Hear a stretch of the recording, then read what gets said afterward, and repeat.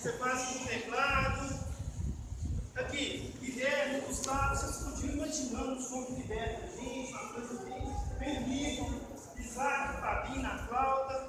Luiz, cadê o seu carrão? Senta lá, senhor, vamos ver esse som. Será que vai ter um som? Vamos lá, Matheus.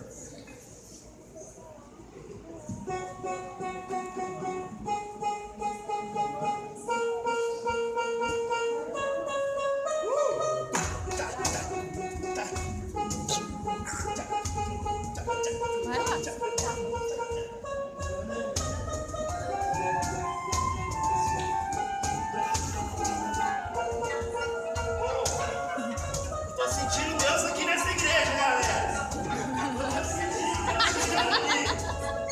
Nossa, glória a Deus, esse som tá maravilhoso. Galera, vamos orar? Vamos orar, chega lá.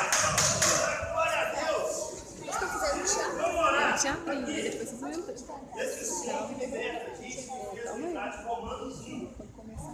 Agora, pois, já nenhuma condenação há para os que estão em Cristo Jesus. Porque a lei do Espírito da vida, em Cristo Jesus, te livrou da lei do pecado e da morte. Nós somos livres, glória a Deus.